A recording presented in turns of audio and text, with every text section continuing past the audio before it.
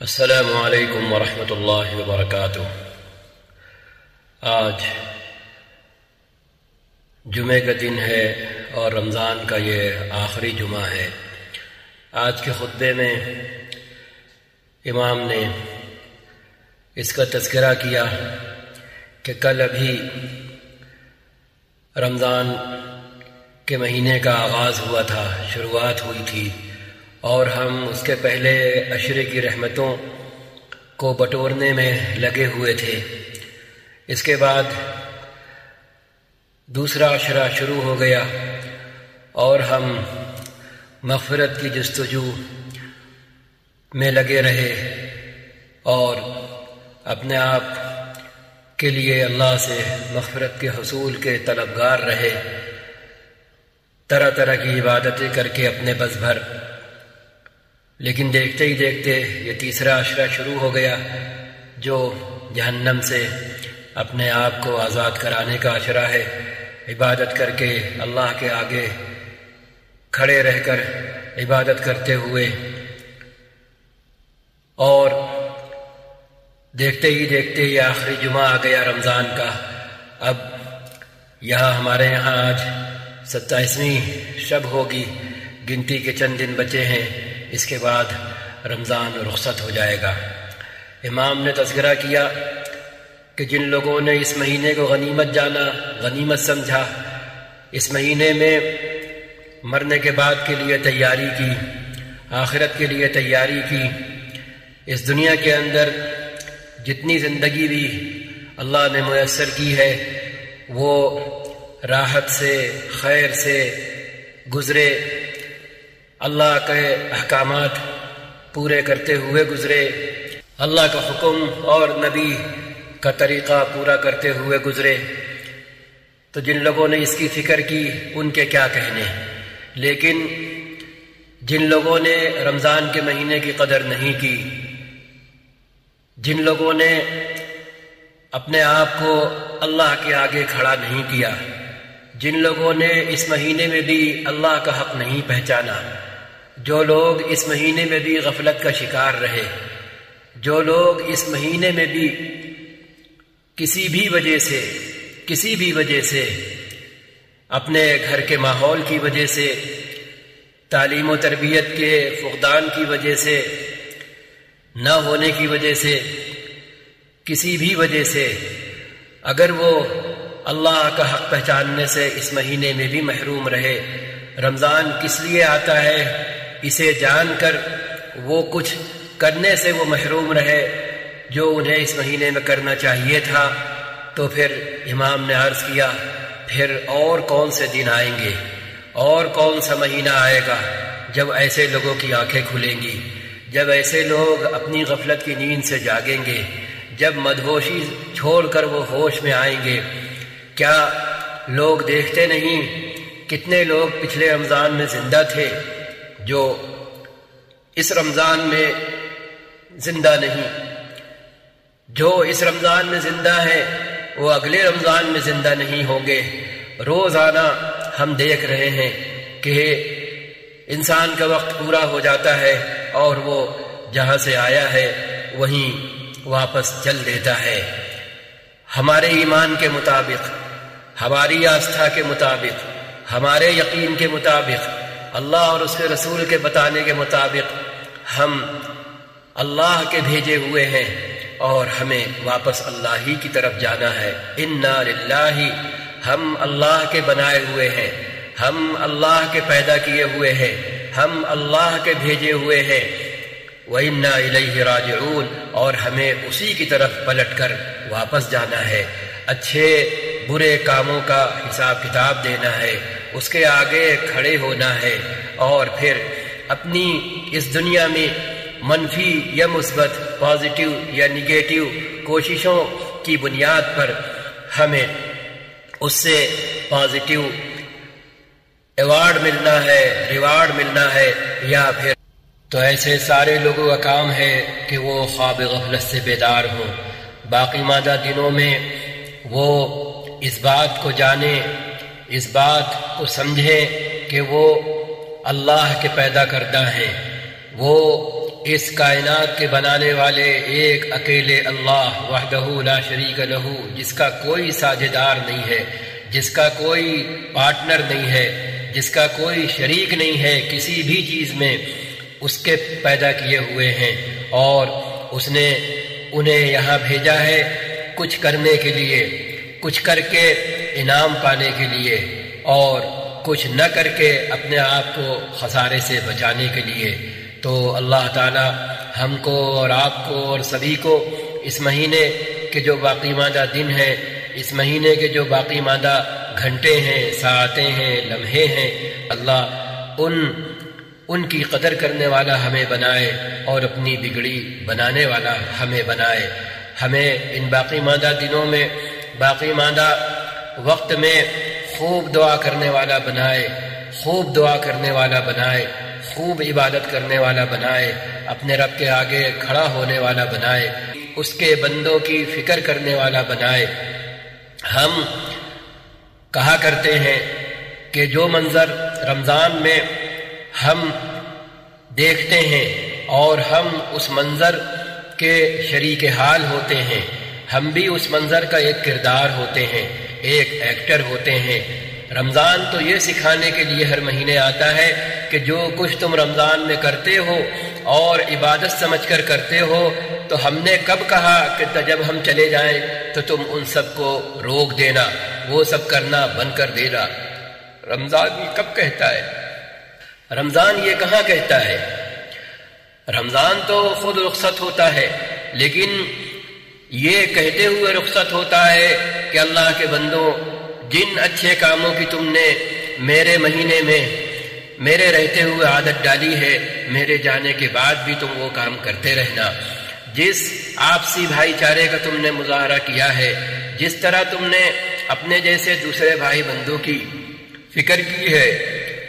ان کا دکھ درد بانٹا ہے، ان کا تعاون کیا ہے،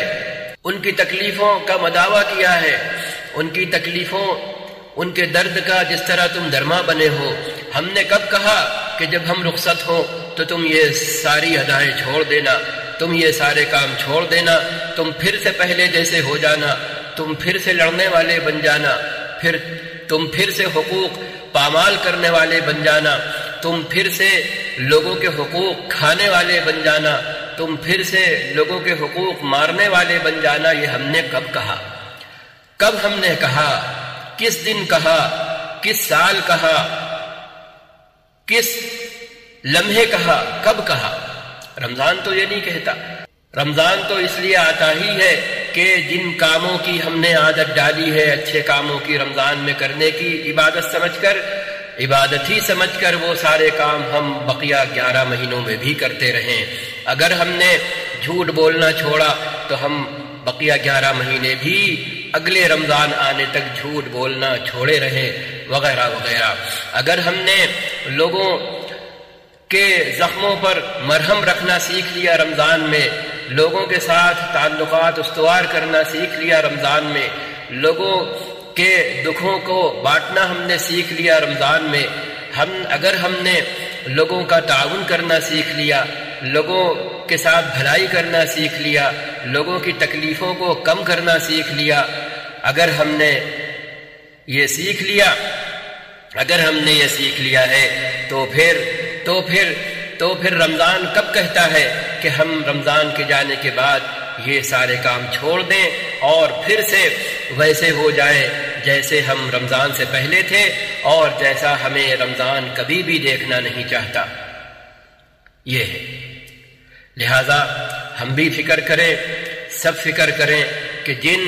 کاموں کی ہم عادت ڈال لیں وہ کام ہم کرتے رہیں، جن کاموں کو چھوڑنے کی عادت ڈال لیں وہ کام ہم چھوڑے رہیں، اور بھول چوک ہو جائے پھر ہم نفس و شیطان کے بہکاوے میں آ جائیں تو پھر ہم توبہ کر لیں، پھر سے اٹھ کھڑے ہوں۔ جیسے ایک آدمی گرتا ہے پھر اٹھ کھڑا ہوتا ہے، مرہم پٹی کرتا ہے، ٹھیک ہوتا ہے، لیکن پھر وہ جان بوجھ کر گرنے کی کوشش نہیں کرتا۔ لیکن ہم انسان ہیں، ہمارے ساتھ نفس بھی ہے، ہمارے ساتھ شیطان بھی ہے، اس نے ٹھیکہ نہیں رکھا ہے ہمیں گرانے کا۔ اللہ نے بھی ہمارے گرنے کو عیب نہیں سمجھا، عیب نہیں بنایا، اس نے اٹھنے کا انتظار کیا ہے اور وہ ہمارے بار بار اٹھتے رہنے کا انتظار کرتا رہتا ہے، اور ہمارے اٹھنے پر وہ ہمیں شاباشی دیتا ہے، وہ ہمیں شاباشی دیتا ہے۔ ہم گناہ کر کے توبہ کرنے والے بنے، ہم غلطی کر کے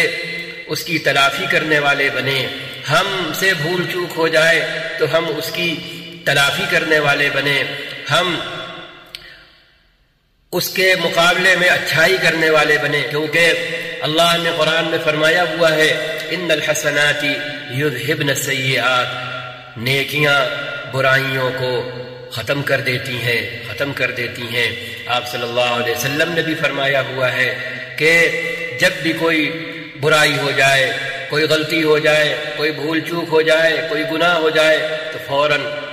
اچھائی کر لو، فوراً اچھائی کر لو، فوراً اچھائی کر لو، تو وہ اچھائی اس کیے ہوئے گناہ کو اور برائی کو مٹا دے گی۔ اور توبہ کرنا سب سے بڑی اچھائی ہے، توبہ کرنا سب سے بڑی خوبی ہے۔ توبہ نام ہی ہے اپنے رب کی طرف پلٹنے کا، تو اس سے بڑی اچھائی اور اس سے بڑی خوبی اور اس سے بڑی پسندیدہ بات اور کون سی ہو سکتی ہے؟ اللہ ہمیں اپنے رب کی طرف پلٹنے والا بنائے، اللہ ہمیں اپنے اللہ سے چمٹنے والا بنائے، اللہ ہمیں اپنے رسول، اپنے آخری رسول محمد الرسول اللہ صلی اللہ علیہ وسلم کی ناموس کی، عزت کی، آن کی، بان کی، شان کی عملی طور پر حفاظت کرنے والا بنائے، زبانی طور پر بھی کرنے والا بنائے، اور آپ کی نقل کر کے، آپ کے کاموں پر عمل کر کے، آپ کی باتوں پر عمل کر کے، آپ کی ہدایتوں پر عمل کر کے بھی آپ کی عزت میں چار چاند لگانے والا بنائے، آپ کی عزت کی حفاظت کرنے والا بنائے۔ اللہ نے تو آپ کی عزت کی حفاظت لے رکھی ہے۔ وَرَفَعْنَا لَكَ ذِكْرَكَ، آپ کا تذکرہ، آپ کے تذکرے کی بلندی کی کوئی تھا نہیں ہے، کوئی انتہا نہیں ہے، کوئی آپ کا تذکرہ اتنا بلند ہے، آپ کی ذات اتنی بلند ہے کہ کوئی اگر آپ کی طرف میلی نگاہ سے دیکھنا بھی چاہے تو وہ نگاہ آپ کی بلندی تک، آپ کی ناموس کی بلندی تک، آپ کی رفع منزلت تک، آپ کی رفع عزت تک پہنچ نہیں سکتی، بلکہ وہ میلی نگاہ خود نگاہ ڈالنے والے کو میلا کرتی ہے، وہ میلی نگاہ ڈالنے والے کو خود خراب کرتی ہے، خود اسے کسی کام کا نہیں رکھتی۔ لہذا آپ صلی اللہ علیہ وسلم تو ہر برائی سے، ہر برا کہنے والے کی برائی سے، ہر برا سوچنے والے کی برائی سے، آپ کے دامن کو دھبا لگانے کی کوشش کرنے والے کی کوشش سے بہت بلند ہے، بہت بلند ہے، بہت بلند ہے۔ لیکن آپ کی ذات، آپ کی ہستی اس لیے نہیں ہے کہ ہم صرف زبانی جمع خرچ کر لیں آپ کے نام پر، بلکہ اس لیے ہے کہ ہم عملی طور پر آپ کی نقل کریں، آپ نے جو کچھ کہا وہ کریں، آپ نے جس سے منع کیا اس سے رکیں، تاکہ دوسرے انسانوں کے سامنے اسلام کی وہ حقیقت سامنے آئے، ایمان کی وہ حقیقت سامنے آئے، نبی کریم صلی اللہ علیہ وسلم کی وہ زندگی سامنے آئے جسے دیکھ کر پھر کوئی بھی اپنے آپے میں نہیں رہتا، اپنی برائی کے آپے میں نہیں رہتا، اپنی منمانی کے آپے میں نہیں رہتا، اپنی خدا ناشناسی کے آپے میں نہیں رہتا، رسول بیزاری کے آپے میں نہیں رہتا، وہ ان ساری نگیٹیو چیزوں کے آپے سے باہر نکل آتا ہے، یہ سارے آپے وہ کھیل کھو دیتا ہے اور نبی کریم صلی اللہ علیہ وسلم کی آغوش میں آ جاتا ہے، آپ کی آغوش میں وہ سما جاتا ہے، وہ اللہ کا ہو جاتا ہے، وہ اس کے آخری رسول کا ہو جاتا ہے۔ پھر کوئی کچھ بھی کرے اس کے ساتھ، ہاں اس کے جسم کو انسان چھین سکتا ہے، اس کے جسم کے ساتھ جو چاہے کر سکتا ہے، لیکن اس کی روح، اس کی سوچ، اس کی فکر، اس کے دل کی دھڑکنیں کوئی اس سے چھین نہیں سکتا، اس کے دماغ کی پہنچ، اس کے دماغ پر اور اس کے دل پر کوئی قابو نہیں پا سکتا۔ یہ ایسی ذات ہے، آپ صلی اللہ علیہ وسلم کی ایسی ذات ہے۔ اللہ تعالی ہمیں اس ماہ مبارک کے باقی ماندہ دنوں میں اپنے نبی سے تعلق مضبوط کرنے والا بنائے، اپنے نبی کو یاد کرنے والا بنائے، پھر باقی مہینے یاد رکھنے والا بنائے، اپنے اللہ کو اللہ سمجھ کر، اپنا خدا سمجھ کر، اپنا رب سمجھ کر، اپنا پالنہار سمجھ کر، اپنا سسٹینر سمجھ کر، اپنا سب کچھ کرتا دھرتا سمجھ کر، زندگی دینے والا سمجھ کر، قسمت بنانے والا سمجھ کر، قسمت بگاڑنے والا سمجھ کر، وقت مقررہ پر واپسی کا آرڈر دینے والا سمجھ کر تعلق پیدا کرنے والا بنائے، اس کا ہو جانے والا بنائے۔ اللہ تعالی ہمیں اس کی توفیق دے۔ ہم کوشش کریں گے ہمیں کچھ نہ کچھ ملے گا، ہم کوشش نہیں کریں گے ہم اسی دنیا کی زندگی کو سب کچھ سمجھیں گے، لوگوں کے بہکاوے میں رہیں گے اور ہم فوراً دین کے حوالے سے شک میں پڑ جائیں گے، انسانی شیطانوں اور اپنے نفس کے بہکاوے میں آ جائیں گے، انسانی شیطانوں کی شیطنت میں پھنس جائیں گے، اپنے نفس کے بہکاوے میں آ جائیں گے، تو ہم اپنی ہی دنیا بھی بگاڑیں گے اور اپنی ہی آخرت بھی بگاڑیں گے۔ کیوں؟ ہم جتنی جلدی دینی باتوں میں شک میں مبتلا ہوتے ہیں اتنی جلدی ہم دنیاوی باتوں میں شک میں مبتلا نہیں ہوا کرتے۔ کیا دین اتنا گیا گزرا ہے؟ کیا دین اتنا گیا گزرا ہے؟ کیا اللہ کی ذات اتنی گئی گزری ہے؟ نعوذ باللہ۔ کیا محمد رسول اللہ صلی اللہ علیہ وسلم کی ذات گرامی نعوذ باللہ نعوذ باللہ نعوذ باللہ خاکم بدہن اتنی معمولی ہے کہ ہم دنیا کی چیزوں میں شک میں نہ پڑے، دنیا کی چیزوں میں، دنیا کی باتوں میں کوئی ہمیں شک میں ڈالنا چاہے ہم شک میں نہ پڑے، لیکن اللہ کی ہستی میں اور نبی کی ذات میں ہم شک میں پڑ جائیں، دینی باتوں میں ہم شک میں پڑ جائیں، یہ ہمارے کمزور ایمان کی پہچان ہے، یہ ہمارے کمزور ایمان کی پہچان ہے۔ کم سے کم ہم بھارت ورش میں، ہم اپنے ملکوں میں جن کے ساتھ رہتے ہیں ان کی اس ادا سے تو یہ سیکھ ہی سکتے ہیں کہ وہ اپنے دھرم پر آستھا کے نام پر کیسا پالن کرتے ہیں، کہ وہ آستھا کے نام پر کیا کیا کرتے ہیں اور ہمارے ساتھ کیا کیا کرتے ہیں آستھا کے نام پر۔ کیا ہم خود اسی آستھا کے نام پر، اسی یقین کے نام پر، اسی ایمان کے نام پر، اسی اعتقاد کے نام پر کیا ہم بھی ویسا ہی معاملہ اپنے دین کے ساتھ نہیں کر سکتے، اپنے اللہ کے ساتھ نہیں کر سکتے، اپنے نبی کے ساتھ نہیں کر سکتے؟ کر سکتے ہیں۔ یہ کمزوری ہوتی ہے ہمارے اپنے اندر کی، یہ کمزوری ہوتی ہے ہمارے اپنے رہن سہن کی، یہ کمزوری ہوتی ہے ہمارے اپنے گھر کے ماحول کی۔ ماحول نے ہمیں طاقتور نہیں بنایا ہوتا ہے دین کے اعتبار سے، اس لیے ہماری کمزوری سامنے آ جاتی ہے اور ہم جلدی سے ٹوٹ جاتے ہیں۔ یہ مہینہ ہے اپنے آپ کو ایمانی اعتبار سے طاقتور بنانے کا، یقین کے اعتبار سے طاقتور بنانے کا، اپنے بلیو کو اور اپنی بلیونگ کو طاقتور بنانے کا، اپنی آستھا کو طاقتور بنانے کا، اپنی عقیدت کو اور اپنے اعتقاد کو طاقتور بنانے کا مہینہ ہے یہ۔ اعتقاد پکا ہوگا عمل بھی پکا ہوگا، اعتقاد کچا ہوگا عمل بھی کچا ہوگا، بالکل دو ٹوک بات ہے۔ سوچ انسان کی پکی ہوتی ہے، سوچ اٹل ہوتی ہے، اس کے مطابق اس کی حرکت شروع ہوتی ہے۔ سوچ میں کمزوری ہوتی ہے، اس کی حرکت میں بھی کمزوری دکھائی دیتی ہے۔ اللہ تعالی ہمیں اپنی سوچ کو اپنے نبی کے حوالے سے اور خود اپنی ہستی کے حوالے سے مضبوط کرنے والا بنائے، اور اپنے وجود کی یہ حالت اور اپنے وجود کا، اپنے آپ کا یہ حال بنائے کہ لا الہ الا اللہ، لا الہ الا اللہ، لا الہ الا اللہ۔ ہم مثال دیا کرتے ہیں اس کلمے کے اس حصے کی، جیسے میز ہو، ٹیبل ہو اور اس کے اوپر آپ آئیں، جتنی چیزیں رکھی ہوں آپ ہاتھ ایسے چلا کر کے سب اس کے اوپر سے ہٹا دیں، صاف کر دیں۔ ہاں، میز کو بالکل ہر چیز سے پاک و صاف کر دیں، اور اس کے بعد اب آپ اپنی پسند کی کوئی چیز اس پہ رکھیں اور کہیں کہ بس میز کے اوپر تو بس یہ رہے گی، میری یہ چیز رہے گی اور کوئی چیز نہیں رہے گی۔ تو لا الہ، ہم بھی ہم بھی عبادت کی میز پر، ہم بھی یہ جو ذہن ہے، یہ جو ہمارا دماغ ہے، یہ جو ہمارا دل ہے، یہ دل و دماغ کی میز پر، دل و دماغ کی عبادت کی میز پر، پوجا کی میز پر، اپاسنا کی میز پر، بندگی کی میز پر ہم بھی یہی کرتے ہیں، کیونکہ اللہ نے ہمیں یہ سکھایا ہے کہ سب سے پہلے یہ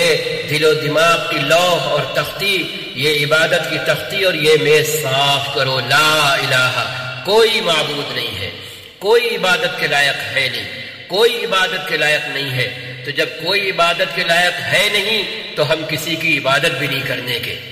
یہ ہے پہلا حصہ۔ اب اس کے بعد دل و دماغ کی عبادت کی اس تختی پر اور اس لوح پر، اس بورڈ پر ہم لا کر کے اللہ کا نام نامی رکھتے ہیں، اور اس کے آخری نبی محمد رسول اللہ صلی اللہ علیہ وسلم کا نام نامی رکھتے ہیں کہ عبادت ہوگی صرف اللہ کی، اور ہوگی کس طرح، کس طریقے پر، وہ محمد الرسول اللہ صلی اللہ علیہ وسلم بتائیں گے، اور آپ کے بتائے ہوئے طریقے پر ہوگی۔ یہ ہے لا الہ الا اللہ، نہیں ہے کوئی عبادت کے لائق مگر اللہ۔ یہ ہے اسلام، یہ ہے ایمان۔ ظاہر بات ہے جب ہم یہ نعرہ لگائیں گے، جب اور محمد رسول اللہ، محمد اللہ تعالیٰ کے پروفٹ ہیں، میسنجر ہیں، قاصد ہیں، پیغامبر ہیں، اس کا پیغام لانے والے ہیں ہمارے لیے، جیسا ہم نے کہا، تو جب ہم یہ عمل کریں گے اور کرتے ہیں تو شیطان لوگوں کے دلوں میں ہمیں دشمن تو بنائے گا ہی، لوگوں کے دلوں میں ہماری دشمنی تو پیدا کرے گا ہی۔ کسے اچھا لگتا ہے؟ آپ تجربہ کر کے دیکھ لیجئے، آپ کہیں پہنچیے، اپنی رشتہ داری میں کہیں پہنچیے، اپنے گھر میں پہنچیے، بچے ذرا سا بڑے ہو چکے ہوں تو، چھوٹے ہو چکے ہوں تو، ہاں جو بچوں کی ٹیبل ہو، جو بچوں کی میز ہو، جو بڑے بچوں کی میز ہو، اپنے گھر کی میز ہو، آپ جائیں ذرا سا، اور جو کپڑا اس کے اوپر بچھا ہو، جو کور اس کے اوپر بچھا ہو، وہ ذرا آپ کھینچ دیں کہ نہیں بھائی اب اس کے اوپر کچھ نہیں رہے گا، اب یہ بیگ رہے گا میرا، یا میری یہ چیز رہے گی اس کے اوپر۔ دیکھیں ابھی آپ گھر والوں کی پیشانی پر سلوٹیں پڑتی ہیں کہ نہیں پڑتی ہیں؟ وہ آپ سے، ہم سے پوچھتے ہیں نہیں پوچھتے ہیں، کیا بابا، کیا پاپا، کیا ابا، کیا ابو، یہ کیا کیا آپ نے؟ ہاں، یہ کر کے دیکھ لیں۔ تو جب اتنی بڑی بات، آخری بات جو بندگی سے جڑی ہے، جو عبادت سے جڑی ہے، جو عبودیت سے جڑی ہے، جو معبود بنانے سے جڑی ہے، کسی کو اپنا خدا بنانے سے جڑی ہوئی ہے،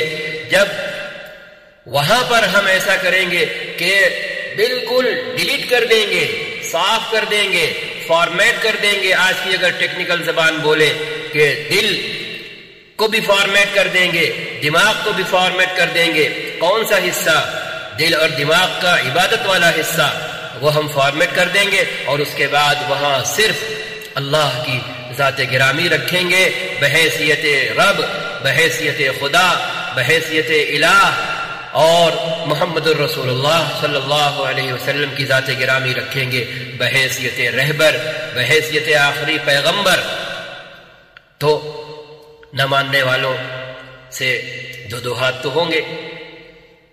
ہاں وہ زبانی بھی ہوں گے اور وہ جسمانی بھی ہوں گے، یہ تو ہوں گے، اور یہ کوئی انوکھی بات نہیں ہے، یہ کوئی نئی بات نہیں ہے، ہمیشہ ہوا ہے، ہمیشہ ہوا ہے۔ کیا آج نہیں ہو رہا؟ جو لوگ ہمیں ملامت کرتے ہیں، جو لوگ ہمیں تانا دیتے ہیں، کیا آج وہ خود طاقت پا کر،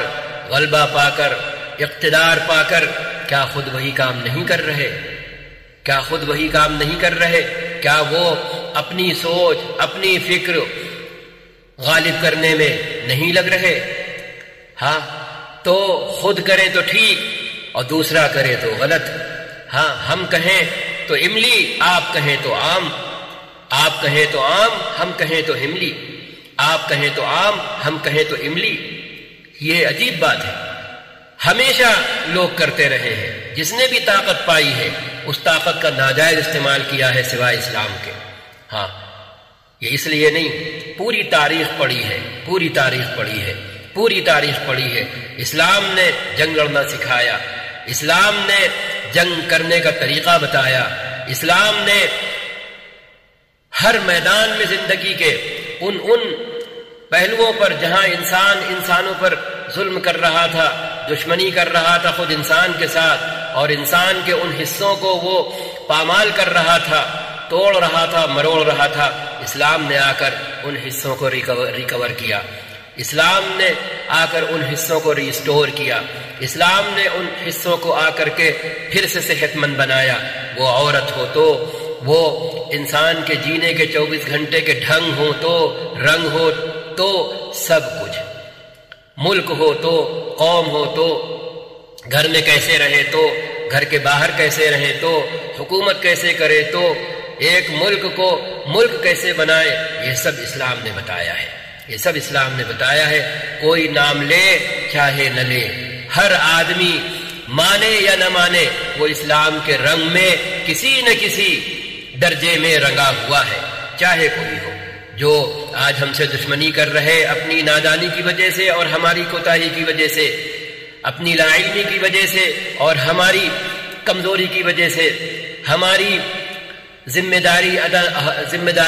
ادا نہ کرنے کے ہمارے قصور کی وجہ سے آج ہم سے جو دشمنی کر رہے ہیں، وہ بھی اسلام کے رنگ میں رنگے ہوئے ہیں، وہ بھی اسلام کے رنگ میں رنگے ہوئے ہیں۔ ہاں، وہ کہہ نہیں سکتے، وہ یہ دعویٰ نہیں کر سکتے کہ اسلام کا رنگ ان پر نہیں چڑھا، وہ اسلام کے زیر اثر نہیں۔ کون ہے جو اسلام کے زیر اثر نہیں؟ مانے تو نہ مانے تو۔ اسلام کی حیثیت، اسلام کی مثال بالکل سورج جیسی ہے، جب نکلتا ہے تو سب کو اپنی روشنی دیتا ہے، تہخانے میں ہو تو بھی، بند کمرے میں ہو تو بھی، ان جگہوں کا حال بہرحال رات جیسا نہیں رہتا۔ اسلام کی ایسی ہی حیثیت ہے اور ایسا ہی درجہ ہے نہ ماننے والوں کے لیے بھی۔ لیکن کیا بہتر ہو اور کیا ہی اچھا ہو اگر ہم اسلام سیکھ کر، اسلام اپنے اندر عملی طور پر لا کر لوگوں کو دکھانے والے بن جائیں، سکھانے والے بن جائیں۔ اگر نہیں، اگر کمزوری بھی ہے تو کم سے کم سیکھ کر ان کو بتانے والے بن جائیں کہ بھائی دیکھو اسلام یہ ہے، ہماری کمی ہے،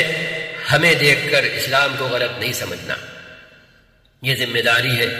ہم سب پر، ہم سب کے کاندھوں پر۔ اور مسلمان کے ہاتھ میں تو دونوں ہاتھوں میں لڈو ہیں، دونوں ہاتھوں میں لڈو ہیں۔ وہ جیے اسلام کے ساتھ تو بھی اس کے ہاتھ میں لڈو ہے، اور اگر وہ اسلام ہی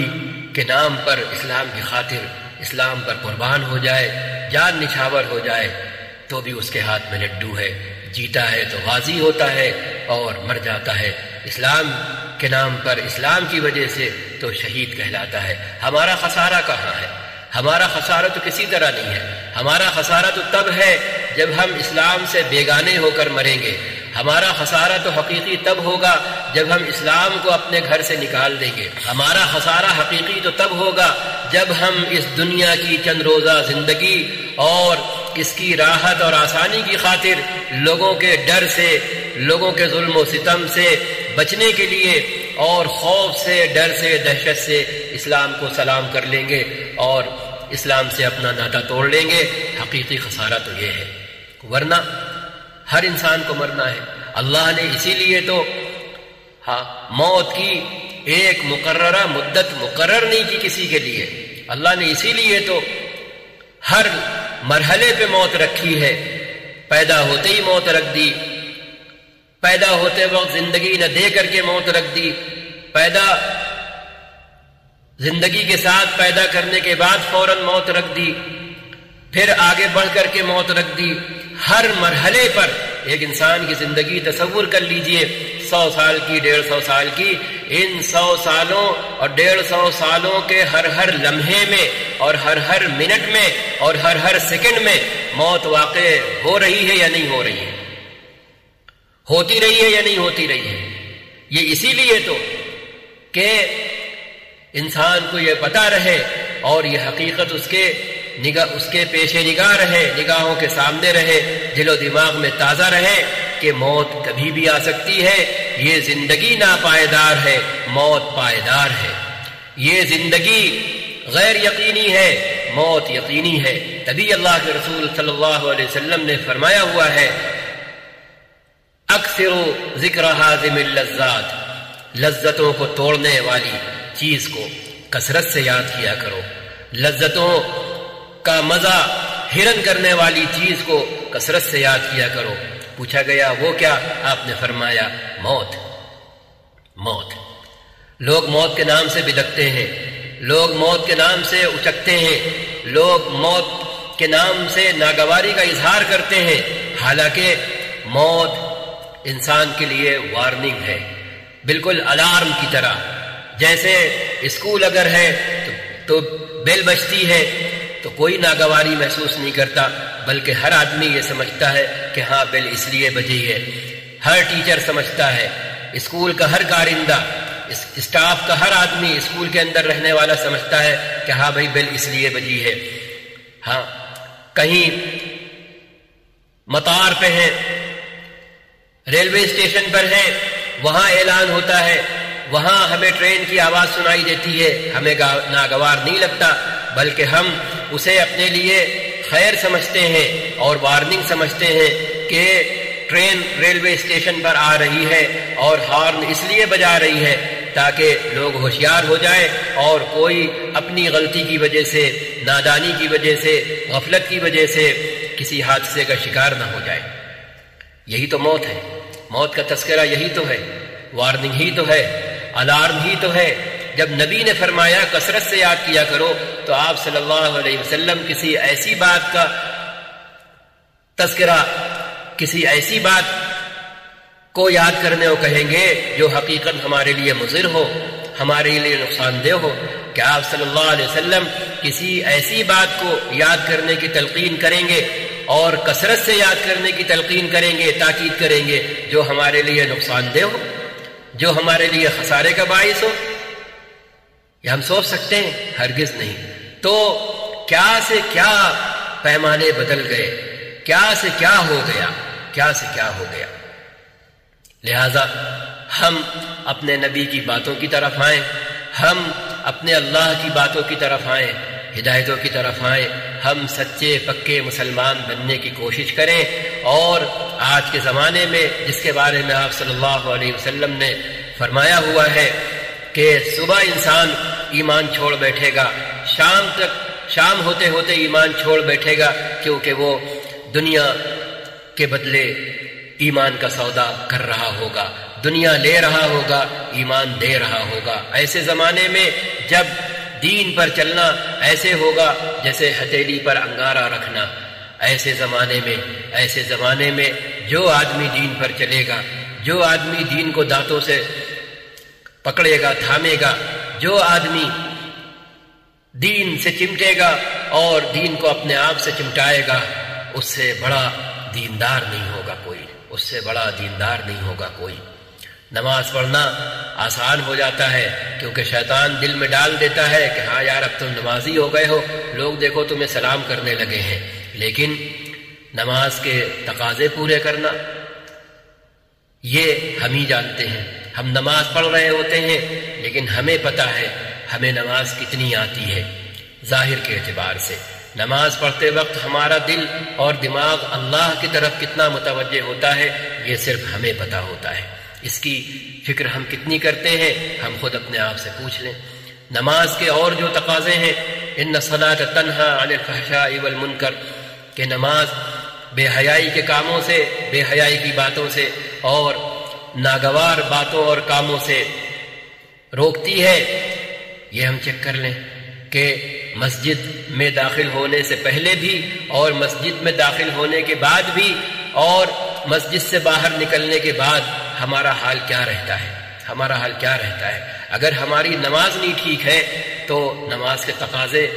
کہاں سے ہم سے پورے ہوں گے؟ پورے ہی نہیں ہو سکتے، ہو ہی نہیں سکتے۔ اس لیے ہم سچے پکے مسلمان بننے کی فکر کریں، اپنی زندگی میں دین لانے والے بنیں، دین سیکھنے والے بنیں۔ سیکھنا آسان ہوتا ہے کسی بھی چیز کا، لیکن پریکٹس اس کی مشکل ہوتی ہے، پریکٹس اس کی مشکل ہوتی ہے۔ پریکٹیکل بھی مشکل ہوتا ہے. تھیوری آسان ہوتی ہے، سن لی سمجھ لی، ہاں ہاں کر دیا، جی سمجھ میں آ گیا. جب آدمی کہتا ہے کہ آئیے پھر ادھر کر کے دکھائیے، تو اس وقت پھر انسان کان کھجانے لگتا ہے، نظریں چرانے لگتا ہے. یہی حال ہے، یہی حال ہر چیز میں ہوتا ہے، اور دین میں بھی یہی ہوتا ہے. ہم سیکھیں گے اور سیکھنے کے ساتھ جب کرنے بیٹھیں گے تب جا کر کے ہم کرنے والے بنیں گے، اور صحیح صحیح کرنے کی عادت ہمارے اندر پیدا ہوگی. اللہ تعالی ہم کو اور آپ کو اس ماہ مبارک میں دین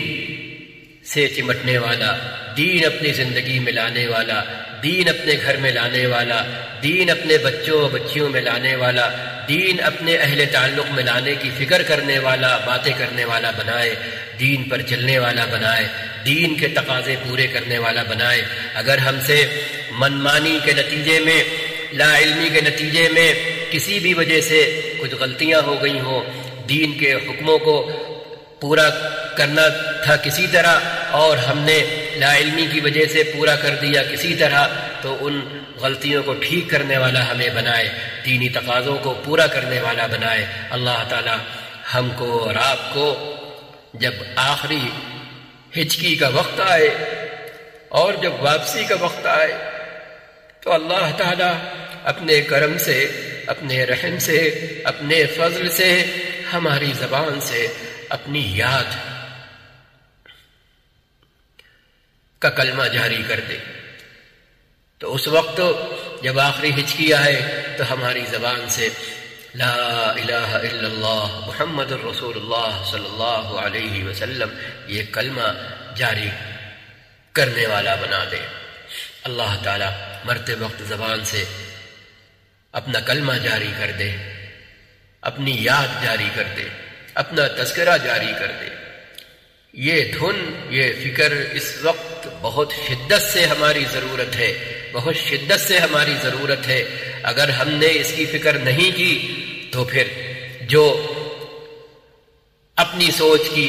اپنی فکر کی، اپنے غلط کو صحیح سمجھ کر اسے دوسروں پر تھوپنے کی اور ہم پر تھوپنے کی فکر نہیں کر رہے بلکہ جتن کر رہے ہیں، کوشش کر رہے ہیں، تو پھر ہم ان کا شکار ہوتے چلے جائیں گے. لیکن اگر ہم نے